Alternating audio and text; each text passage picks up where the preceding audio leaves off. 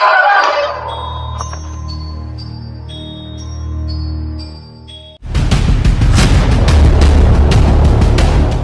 बुल्ली आज अपने घर के बाहर आराम से लेटे हुए हैं, क्योंकि गुल्ली बुल्ली को बहुत दिनों बाद भूतों से छुटकारा मिला है।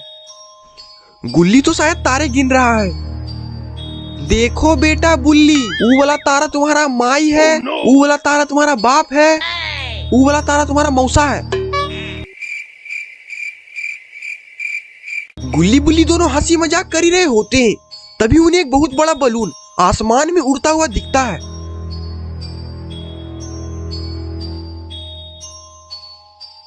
गुल्ली बोलता है ये तो हॉट एयर बलून है और ये लगता है कि हमारे घर की तरफ ही आ रहा है। बुल्ली बोलता हमारे घर की तरफ नहीं, हमारे घर पर ही ये लैंड करने जा रहा है। दोस्तों हॉट एयर बलून में कौन हो सकता है? कहीं बाबा तो नहीं? अरे ये तो अपना मोटू है। और मोटू गुल्ली बुल्ली के घर क्या करने आया है, वो भी हॉट एयर बलून में उड़कर। गुल्ली बुल्ली से बोलता है बुल्ली कुछ तो गड़बड़ है, तभी मोटू हमारे घर इतनी रात को आया है। बुल्ली बोलता है बात तो सही है। मोटू पैराशूट से बाहर निकलता है। मोटू तो काफी ज्यादा डरा हुआ है और हाँफ भी रहा है। बुल्ली मोटू से बोलता है क्या हुआ मोटू, इतनी जल्दी में तुम यहाँ पर क्या करने आए हो और कुत्ते की तरह हाँफ क्यों रहे हो? ओहो बड़े भैया, बहुत बड़ी मुसीबत आ गई है, खाली पेट मेरे दिमाग की बत्ती नहीं जलती। गुल्ली बोलता डरो मत मोटू, हम तुम्हारे साथ हैं, जो कुछ भी बात है हमें बता दो। तभी वहां पर सोन आ जाता है। वो पैराशूट देखकर तो खुश हो जाता है। सोन बोलता क्या हुआ मोटू, तुम हमारे लिए पैराशूट लेकर आए हो, चलो एक राइड हो जाए इस पैराशूट में। ओहो सोन भैया, पहले मेरी बात तो सुनो, बहुत मुसीबत आ गई है। सोन बोलता क्या हुआ मोटू? ओहो बड़े भैया, मैं बताता हूँ, ये बात कल की ही है।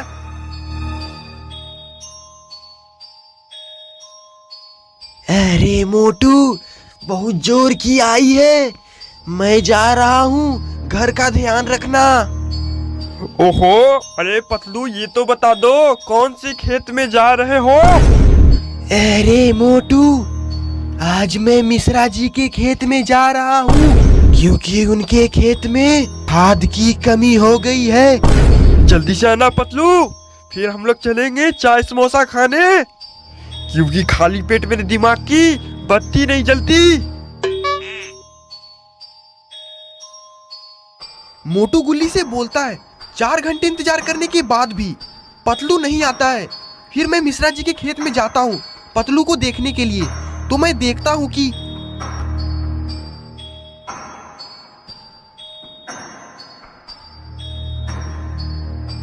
पतलू जमीन पर फड़फड़ा रहा होता है। मैं थोड़ी देर वहीं पर रुक के सब कुछ देखने की कोशिश करता हूँ। तो मैं देखता हूँ क्या कि इवन नन सामने खड़ी है और वो धीरे धीरे पतलू के तरफ ही आ रही होती है और उसके हाथ में एक बहुत बड़ा हथौड़ा होता है।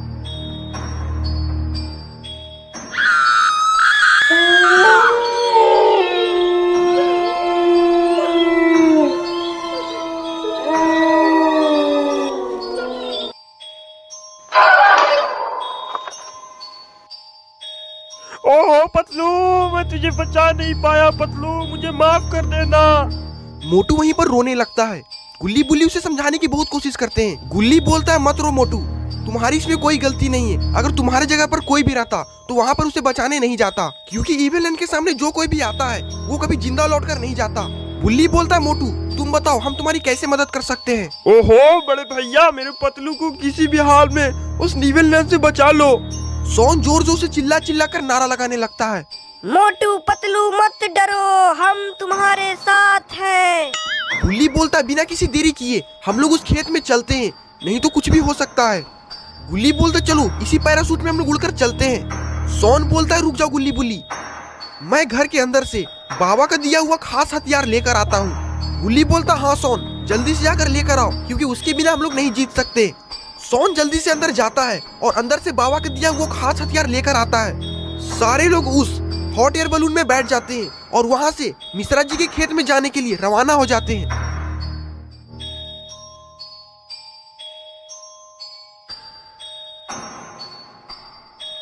मोटू बोलता है गुल्ली बुल्ली यही है वो जगह जहाँ पर मेरे पतलू को इविल नन ने हथौड़ा से मारा था। गुल्ली बोलता तो देर किस बात की, उतार दो यहीं पर हॉट एयर बलून को।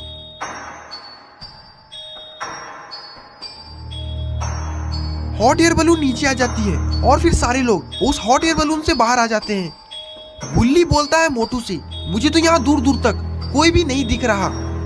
सोन बोलता है, कुछ भी बोलो लेकिन ये इलाका बहुत ज्यादा डरावना है। हमरा तो लगती हो कि पीछे से आके भूतवा पकड़ ले तो हमरा। तभी जोर जोर से सियार की रोने की आवाज सुनाई देने लगती है।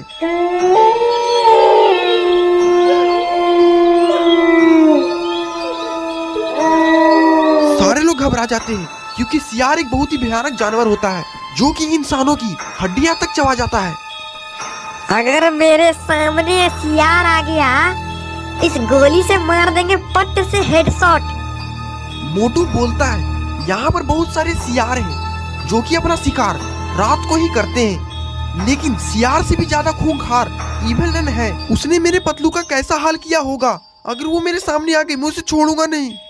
बुल्ली बोलता है मोटू से, मोटू संभालो अपने आप को, पहले तो तुम ये बताओ कि इविल नन इस वक्त कहाँ मिलेगी।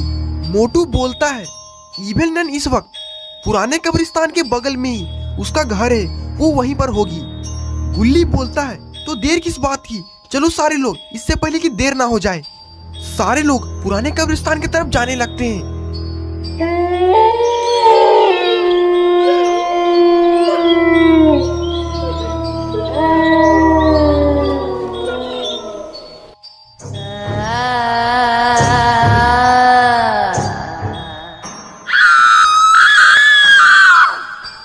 लेकिन उन्हें शायद पता नहीं कि इविल नन को पता चल गया है कि वो लोग पतलू को बचाने के लिए आ चुके हैं। चल जो बेटा चल जो, अपन मौत के पास चल जो।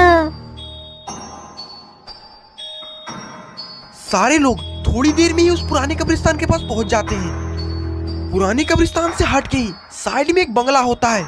मोटू बोलता है, यही है वो बंगला जहाँ पर इविल नन रहती है। यही नहीं, अभी और सुनिए। यहाँ पर एक बहुत बड़ा एनाकोंडा भी रहता है जो कि हमेशा हमारे गांव के किसी न किसी लोग को जिंदा निगल जाता है।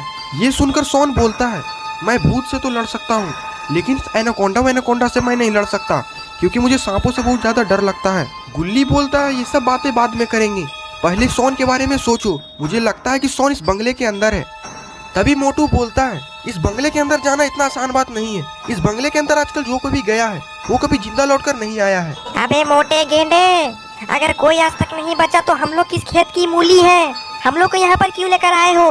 ओहो, क्या बताओ बड़े भैया, खाली पेट मेरे दिमाग की बत्ती नहीं चलती। गुल्ली बोलता है, मैं जाना तो होगा इस बंगले के अंदर, मुझे लगता है कि पतलू इसी के अंदर है। तभी बंगले के अंदर से सांपों की बीन की आवाज सुनाई देने लगती है।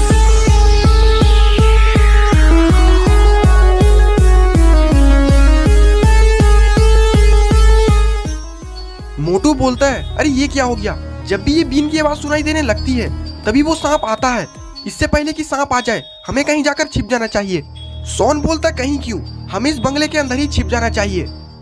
सारे लोग इस बंगले के अंदर जाने लगते हैं।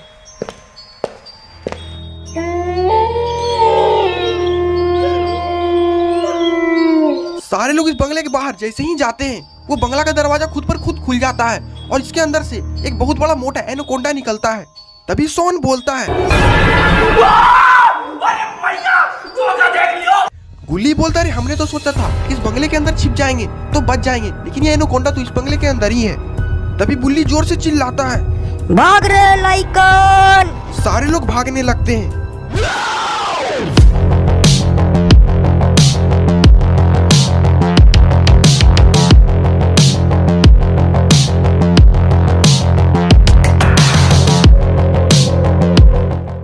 गुल्ली सोन से बोलता है, सोन ये बंदूक क्यों रखे हुए हो, बंदूक से हवा में फायरिंग करो। सोन उस बंदूक से हवा में फायरिंग करने लगता है। वो सांप तो डर के मारे वहां से भाग जाता है। अरे भाई वाह, ये जगह तो बड़ा भयानक हो, चलो एक बार फिर से हिम्मत करके उस बंगले के अंदर चलते हैं। सोन बोलता है, अभी भी वक्त है, हम लोग को यहाँ से भाग जाना चाहिए, वरना इस मोटे के चक्कर में हम लोग भी मारे जाएंगे। मैंने इससे खतरनाक जगह तो कभी देखा ही नहीं है। इस जगह पर भेड़िया है, इविल नन है, सांप है और एक बहुत बड़ा गधा है। ओहो बड़े भैया, गधा यहाँ पर नहीं है। सोन बोलता है, मेरे सामने ही तो खड़ा है जो कि मुझसे ही बात कर रहा है। मंदबुद्धि, मेरी तो मत मारी गई थी कि मैं तुम्हारे साथ आ गया। ओहो बड़े भैया गुस्सा मत करो, आज न कल तो हमें भी मरना है। तो सोन बोलता है तो क्या मैं शहीद हो जाऊं, वो भी तुम्हारे जैसे गेंडे के कारण? गुल्ली बोलता है तुम लोग लड़ना बंद करो, मोटू ने बहुत उम्मीद के साथ हमारे पास आया है, अगर हम लोग मोटू की मदद नहीं करेंगे तो कौन करेगा? तभी बुल्ली सोन को बोलता है। बात तो सही है। सोन बोलता है ठीक है गुल्ली बुल्ली, तुम लोग इतना बोलते हो तो मैं चलता हूँ तुम्हारे साथ, वरना इस गेंडे का मैं लेद फाड़ देता। मोटू बोलता है ये छोटा पैकेट कुछ ज्यादा ही फुदक रहा है, अगर मैं इसे मारूंगा तो कोई बीच में मत आना। सोन बोलता अगर मैं छोटा पैकेट हूँ तो तुम मोटा पैकेट हो। गुल्ली बोलता लड़ना बंद करो, अब चलो इवलन के बंगले में, वरना पतलू का तो कीमा बिरयानी बन जाएगा। सारे लोग एक बार फिर से इवलन के बंगले में जाने लगते हैं।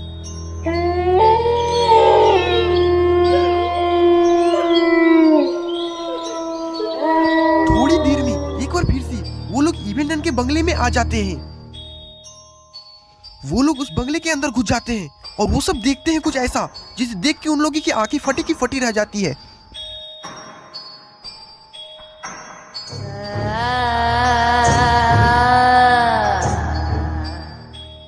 ओम क्रीम क्रीम क्रीम चामुंडाय नमः। ओम क्रीम क्रीम क्रीम क्रीम चामुंडाय नमः। वो लोग देखते हैं कि पतलू तो हवा में उड़ रहा है और इवन नन नीचे बैठकर मंत्र पढ़ रही है। लगता है कि इवन नन पतलू को बलि देने के चक्कर में है। माहौल तो पूरा डरावना बन चुका है। तभी सोन बोलता है क्या कर रही हो पारो? इवन नन बोलती है आ गए वे कल मुहे, तेरा ही तो इंतजार कर रही थी। मोटू बोलता है तुम मेरे दोस्त के साथ ऐसा नहीं कर सकती, तुम मेरे दोस्त को छोड़ दो वरना मैं तुम्हें जिंदा नहीं छोड़ूंगा। इवन नन बोलती है मैं इसके साथ ज्यादा कुछ नहीं बल्कि इसका बलि देने वाली हूँ, इसके सर को इसके धड़ से अलग कर देने वाली हूँ।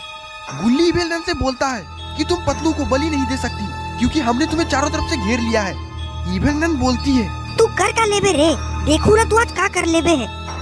सोन बोलता है अभी मैं तुम्हें दिखाता हूँ कि हम लोग क्या कर सकते हैं। बॉयज सोन के इशारा देते ही गुल्ली बुल्ली जाते हैं और इवन नन के दोनों हाथों को पकड़ लेते हैं। तभी सोन मोटू से बोलता है मोटू वहाँ पर जो तलवार पड़ा हुआ है उससे इवन नन के दोनों हाथों को काट दो। मोटू बोलता है ठीक है सोन, अभी मैं इसके दोनों हाथों को काट कर इसे ठाकुर बनाता हूँ। मोटू वहाँ पर पड़ा तलवार उठा लेता है और इवन नन की तरफ जाने लगता है। इवन नन जैसे ही देखती है कि मोटू उसके हाथों को काटने के लिए आ रहा है, इवन नन की दोनों आंखें लाल हो जाती है और वो जोर जोर से चिल्लाने लगती है।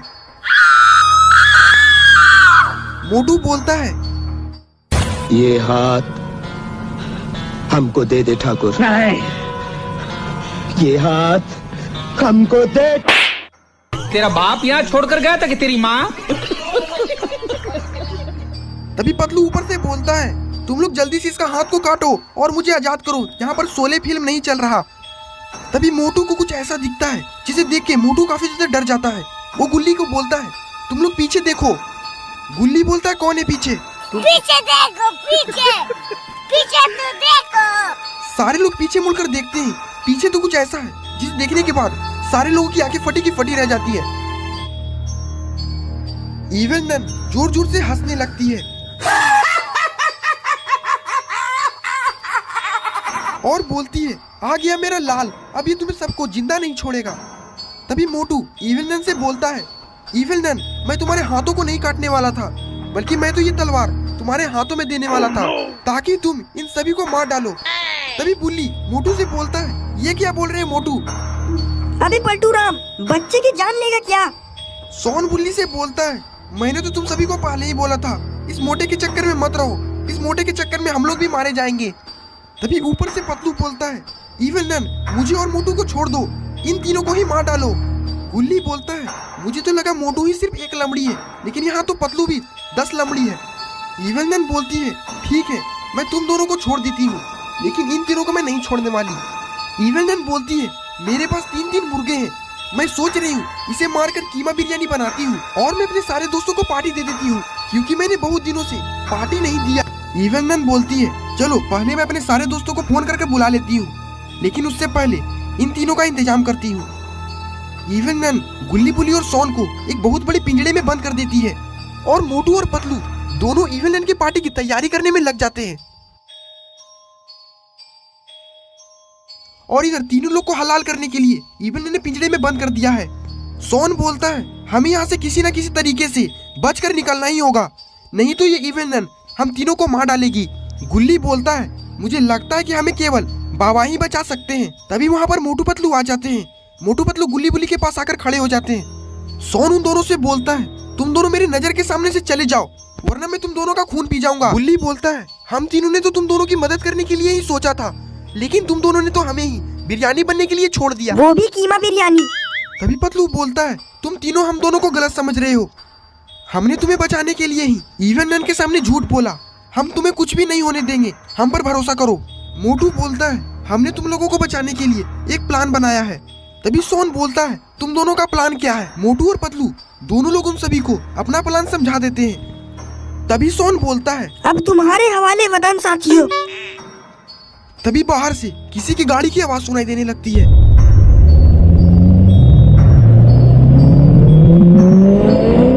गुल्ली बोलता है तुम दोनों बाहर जाकर देखो कौन आया हुआ है। मोटू पतलू दोनों बंगले के बाहर चले जाते हैं। अरे ये क्या, ये तो ग्रैनी और ग्रैंडपा आए हुए हैं। तभी ग्रैनी और ग्रैंडपा गाड़ी से उतरकर इवेलन की तरफ जाने लगते हैं। मोटू पतलू भी धीरे धीरे ग्रैनी और ग्रैंडपा के पीछे पीछे आने लगते हैं। अरे भाभी जी, आज चांद किधर से निकला है? किस बात की खुशी में पार्टी दी गई है? कबर बेच दिया क्या? टकलू कुमार, इस कलमुही से बात मत करो। इवेलन बोलती है तुम लोग आगे मुझे बहुत खुशी हुआ, मैंने बहुत सारे ज़ॉम्बीज़ को भी इनवाइट किया है, वो सब भी आते ही होंगे। तभी भेड़िया जोर जोर से चिल्लाने लगता है।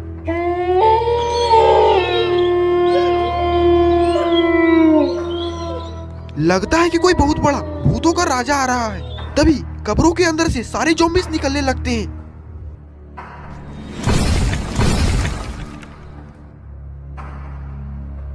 इवेलन बोलती है आ गए मेरे मेहमान लोग। मोटू और पतलू को ये सब देख के तो पसीने छूटने लगते हैं। सारे ज़ॉम्बीज़ जैसे ही इवेलन के पास आते हैं, इवेलन रिमोट से बटन दबाती है जिससे कि कब्रिस्तान के अंदर पूरा डीजे बजने लगता है। ये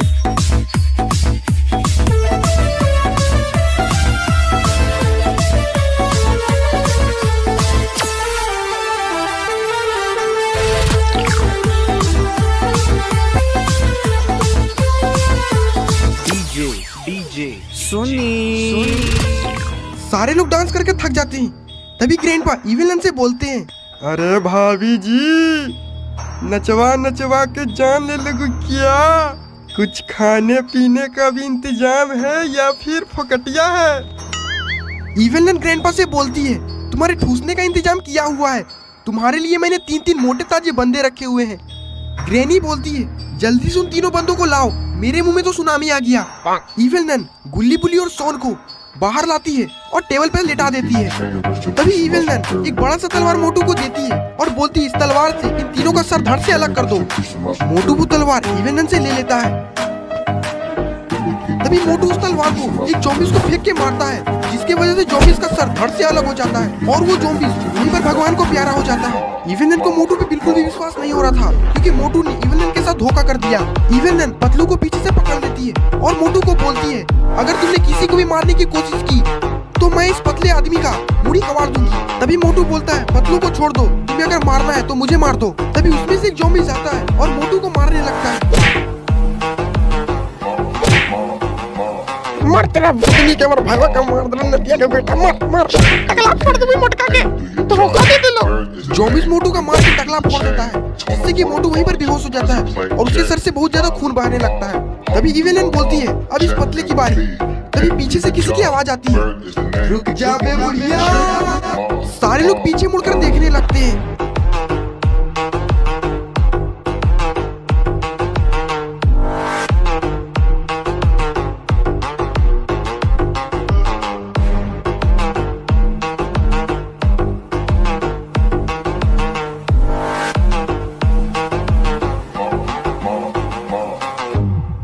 अरे ये क्या, ये तो बाबा है। इवेलन बोलती है तुम कौन है बुढ़े? पाहुन एम्प्लॉय स्पीकिंग। तभी बाबा गाड़ी से कूदते हैं और दौड़ कर जाते हैं और जॉम्बीज को मारने लगते हैं। पतलू जल्दी से जाता है और गुल्ली बुल्ली सोन के हाथों को खोल देता है और इधर बाबा सारे जॉम्बीज को अकेले ही निपट लेते हैं। इवन सारा तमाशा वहीं पर खड़ा होकर देख रही होती है। तभी गुल्ली बुल्ली सोन और पतलू सारे लोग आते हैं और इवन को पकड़ के टांग लेते हैं हवा में। तभी सोन जोर से सीटी बजाता है। बाबा सोन की तरफ देखते हैं और बाबा दौड़ कर जाते हैं और इवन को एक चौक स्लैम दे देते हैं। बाबा को तो इतना भी मन नहीं भरा। बाबा दौड़ कर जाते हैं और इवन को पागल कुत्ते की तरह मारने लगते हैं।